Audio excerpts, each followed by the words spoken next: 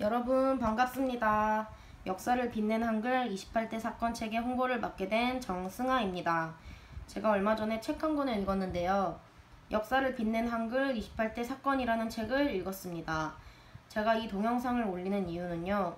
우리나라에 대표하면 한글이 떠오릅니다.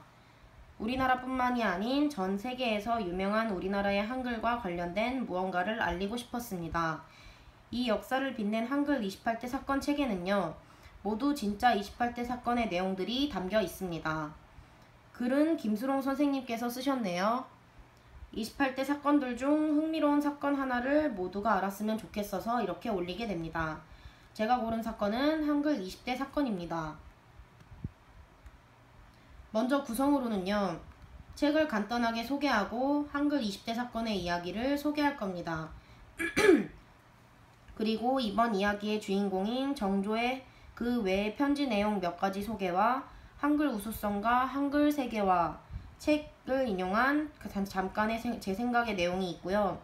마지막으로 제가 이 영상을 만들면서 도움이 많이 되었던 책과 동영상, 많은 사이트들을 넣어두었습니다. 자, 이제 소개를 시작해볼까요? 자, 첫 번째 책 소개입니다. 사진을 보시면 이 책은 이렇게 정감있게 생겼고요. 그 옆에 오른쪽에는 책의 내용이 딱 시작되기 직전의 장입니다. 아이들 모습도 매우 정감있게 표현되어 있어 읽을 때 편할 것 같은 책이네요. 김수롱 김웅 선생님께서 글을 쓰셨고 정감있는 그림은 임미란 선생님께서 그려주셨네요. 개인적으로 너무 마음에 듭니다. 다음은 이 책의 목차인데요. 제가 직접 찍어서 그런지 잘 보이는지는 모르겠습니다. 여러분이 보실 때 잘 보였으면 하는 마음에 최대한 뚜렷하게 찍었는데 잘 보이시나요? 잘 보이신다고요? 감사합니다. 저기 빨간색으로 표시해둔 곳에 제가 홍보할 한글 20대 사건이 있네요. 다른 목차의 내용도 궁금하시지 않은가요? 여러분도 이 책을 한번 읽어보세요. 재미있게 봤습니다. 알찬 내용으로 구성되어 있습니다. 일부러 궁금하시라고 목차도 찍어 올렸어요. 자, 이제 진짜 이야기로 들어가 봅시다. 먼저 이 이야기의 주인공은 정조대왕입니다. 정조하면 딱 상황, 즉 영조의 맞손자가 생각납니다. 그리고 조선 후기 개혁과 대통합을 개혁한 군주가 생각납니다. 또 들어보니 정조는 술과 담배를 즐기고 불같은 성격을 가진 인간적인 왕이었다고 해요. 위에 제가 이렇게 써놨습니다. 1756년부터 1759년 어린 정조가 외숙모에게 한글로 편지를 쓰다. 이게 이 책의 한글 20대 사건의 제목입니다. 정조 임금님이 왕이 되기 전에 어린 시절에 있었던 일을 소개를 해놨는데요. 정조 임금은 어린 시절부터 한자와 한글을 두루 잘 썼다고 해요. 이로 보아 정조는 어렸을 때부터 똑부러지고 똑똑하다는 게 느껴집니다. 여기서 정조가 더 똑부러졌다는 것을 알 수 있습니다. 바로 어느 날 어린 정조는 외숙모인 여흥민 씨에게 편지를 받게 됩니다. 여흥민 씨는 정조의 외삼촌 홍낙인의 부인, 즉 해경궁 홍 씨의 큰오빠 홍낙인의 부인이에요. 여흥민 씨가 어린 정조의 외숙모였습니다. 외숙모의 편지를 받고 어린 정조는 그리운 마음을 담아 곧장 답장을 썼어요. 왼쪽에 책에 나와 있는 어린 정조가 외숙모에게 쓴 내용의 편지의 내용입니다. 오른쪽은 편지 내용을 해석한 내용이고요. 읽어보겠습니다. 숙모님께 가을바람에 뭔가 마음이 평안하신지 안부를 여쭙습니다. 뵌지 오래되어 섭섭하고 그리웠는데 어제 편지를 받고 든든하고 반가우며 할아버님께서도 평안하시다고 하오니 기쁘옵니다. 원손. 편지의 내용을 읽어보면요. 어린 정조가 한 글자 한 글자 또박또박 써내려갔다는 것을 볼 수 있습니다. 놀라운 건 그 당시 어린 정조의 나이는 5살에서 8살 무렵이었다고 해요. 물론 현대에는 결혼도 30대 넘어서 하고 학업도 10살 넘어서 본격적으로 배우지만 옛날에는 모든 게 빨랐던 만큼 어렸던 정조 또한 더 똑부러졌던 것 같아요. 게다가 왕의 손자였으니 많은 교육을 더 일찍 받았을 수도 있겠지요. 아무튼 나이가 어려 아직 글씨체는 다듬어지지 않아 삐뚤빼뚤했지만 어린 정조가 외숙모를 위한 문안 편지 형식에 맞춰 쓰려고 애를 쓴 게 보여 귀엽습니다. 또 외숙모에 대한 애틋한 마음도 담았지요. 어린 정조는 한문 실력이 뛰어났지만 외숙모에게 보내는 편지인 만큼 한글로 안부를 물었습니다. 애틋한 마음이 담겨 있는 게 보입니다.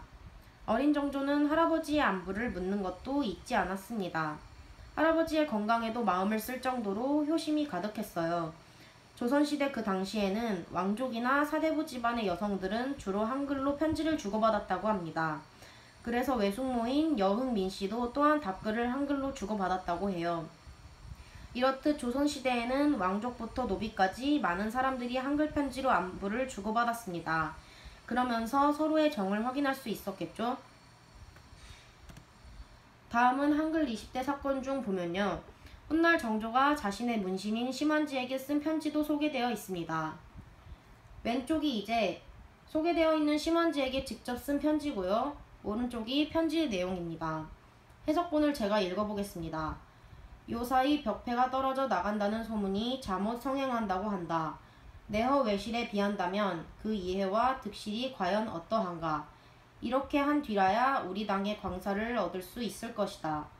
지금처럼 벽패 무리들이 뒤죽박죽이 되었을 때에는 종종 이처럼 근거 없는 소문이 있다 해도 무방하다. 이해할 수 있겠는가? 번역 안대회. 여기서 벽패는 조선 영조 때 장원세자의 폐위, 여기서 폐위는 강제적으로 왕의 자리에서 물러나라. 그리고 사사 죽일 죄인을 대우하여 임금이 독약을 내려 스스로 죽게 하던 일을 둘러싸고 시파와 벽파로 나뉘어 대립한 무리 중 벽파를 일컫는 말입니다. 시파는 조선 후기 때 영조가 탕평책을 써서 왕권을 강화하려 할 때 그것을 지지한 정파입니다. 영조가 사도세자를 폐위하려 할 때 세자를 동정하였으며 이와 대립한 파가 바로 벽파입니다. 내허 외실은 겉은 그럴듯하나 속은 부실한 상태를 의미하고요. 우리 당의 광사를 얻을 수 있을 것이다의 당은 정치력 세력 혹은 무리를 의미합니다. 광사는 미친 선비를 의미합니다. 오른쪽의 편지에 보면 문신 심한지에게 편지를 쓰면서 뒤죽박죽이란 우리말을 표현을 한자로 적지 못해 한글 그대로 적은 내용도 보입니다.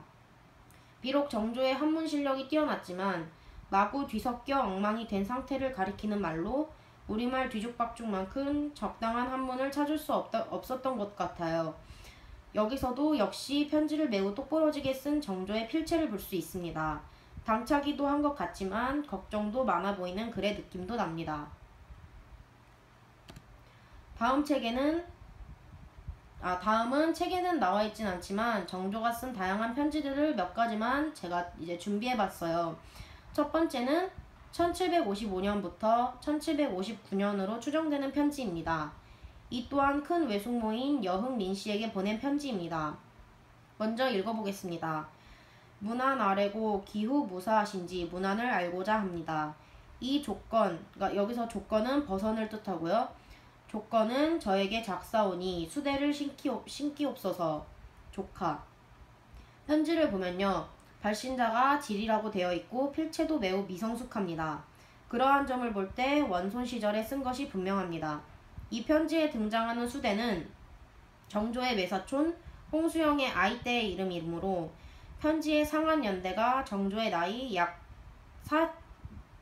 4세때로 볼 수 있습니다. 그러니까 4살때로 볼 수 있습니다. 또한 수신자인 숙모를 높이기 위해 문안에 안을 행을 달리한 후 한 칸 올려 쓴 것을 확인할 수 있습니다. 숙모의 안부와 관련한 귀호도 행을 달리한 후 한 칸 올려 쓴 것을 볼 수 있습니다. 그런데 셋째 행의 문안은 안을 행을 달리하지 않고 이어 쓴 것이 보입니다. 이는 정조가 이 편지를 쓸 당시 나이가 너무 어려 편지의 존대 격식을 제대로 이해하지 못했기 때문으로 볼 수 있을 것 같습니다.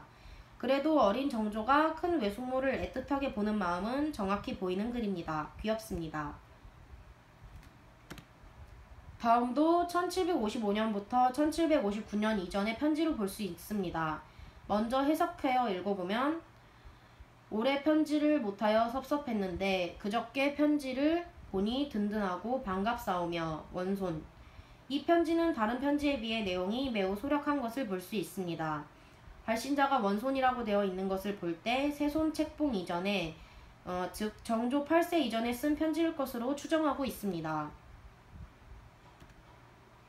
다음도 정조가 숙모님께 쓴 문안편지입니다. 1760년에서 1772년 사이로 추정되는 편지인데요.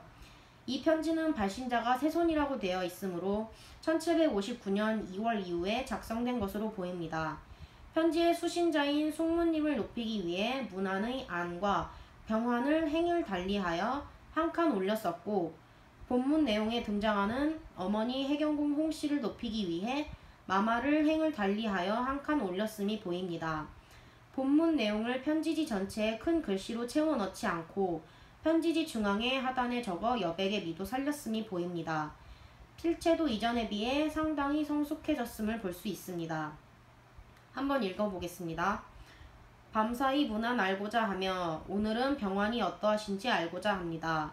오늘은 마마께서 생일 음식을 해주셨는데 혼자 다 먹지 못하여 음식을 조금 드리오니 잡수시기 바랍니다. 세손. 다음은 정조가 외조부인 홍봉안에게 보낸 편지입니다. 홍봉안은 1771년 2월 9일에 청주목에 부처되었다가, 여기서 청주목은 이제 벼슬아치에게 어느 곳을 지정하여 머물러 있게 하던 형벌을 받고, 이제 1772년 1월 12일에 삭직 이탕척, 이제 죄명을 씻어줌, 삭직 이탕척이 되어 도성에 들어오게 되었습니다. 이 편지의 연대는 따로 적혀 있지 않지만 그 내용을 실록의 기사와 견주어 볼 때 아마도 1772년 1월 20일이 아닐까 합니다. 그때가 정조의 나이 약 21세로 추정됩니다. 정조는 외조부 홍봉안의 삭직이 탕척된 것을 당사자인 외조부에게 직접 한문 편지를 보내 축하하는 한편 그 며느리인 여흥 민씨에게도 한글 편지를 보내 기뻐했다고 합니다. 한번 읽어보겠습니다. 문안 아래 없고 뜻밖의 편지 받고 새해 기후 평안하신지 문안 알게 되니 든든하고 반갑습니다. 해가 바뀌었으나 즉시 뵙지 못하니 섭섭하고 아쉽습니다. 이번은 천만 뜻밖의 1월 지명이 할아버님의 참된 충성을 환히 비추시어 교지를 내려 정승으로 애쓰기를 권하시는 은혜가 한이 없으시고 도성에 들어오기까지 하시니 오로상설이 자연의 이치가 아닌 것이 없으니 다시 어찌 지필로 만의 하나라도 적겠습니까? 그 사이 병환으로 지내신다 하니 요 사이는 어떠하신지 몰라 민망합니다. 바쁘고 부산하지만 잠깐 아래옵니다. 다음은 정조 한글 편지 관련 영상을 하나 준비했습니다. 영상 잠깐 보고 가실게요.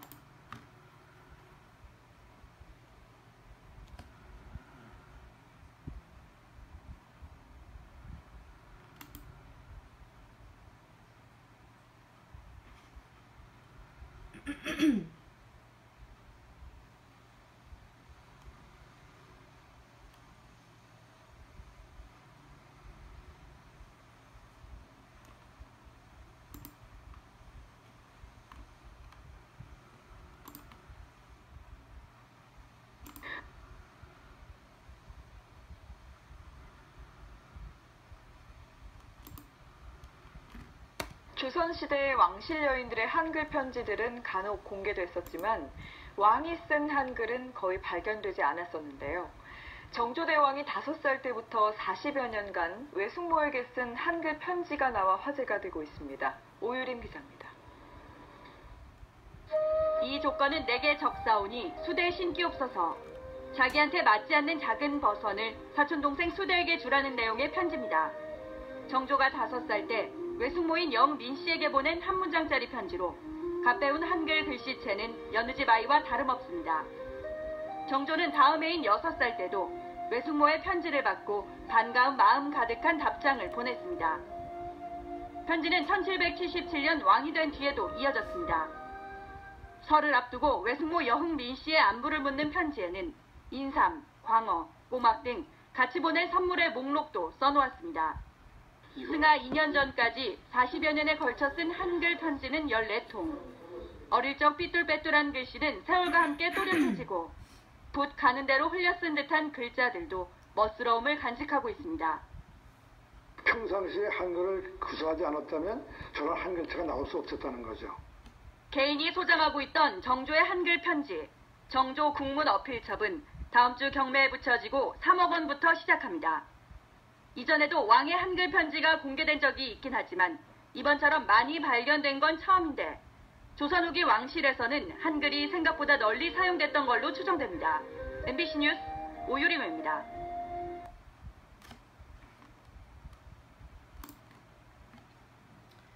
어린 정조의 한글 편지를 보면 알 수 있듯 가족은 물론이고 외삼촌, 외숙모와 같은 친척과도 한글 편지로 안부를 주고받고 정을 나눌 수 있었던 것 같습니다. 윗사람이 아랫사람에게 아랫사람이 하고 싶은 이야기가 있을 때에도 한글로 편지를 써서 전하는 모습이 아주 보기 좋습니다. 이렇게 조선시대에도 편지를 통해 서로 문안하고 소통하고 정을 나누는 모습 후에도 볼 수 있었던 것은 세종 임금님이 한글을 만들면서 편지 쓰기도 더욱 발전했고 반대로 편지 쓰기 덕분에 뒤죽박죽과 같은 한글도 더욱 발전했던 것 같습니다. 한글 우수성과 한글 세계화의 책 53페이지를 보면요. 한글 우수성에 대한 내용이 나와 있습니다. 정조의 이야기를 보면서 한글의 수많은 우수성을 다시 한번 느낄 수 있었습니다.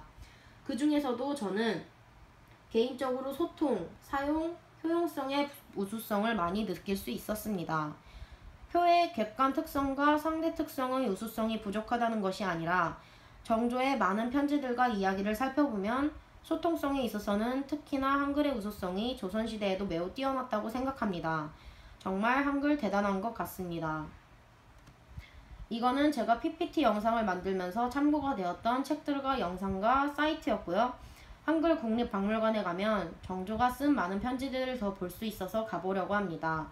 여러분들도 다녀오시면 이 영상 이해에도 더 도움이 되고 한글과 정조의 역사에 대해서도 더 알 수 있을 것 같아요.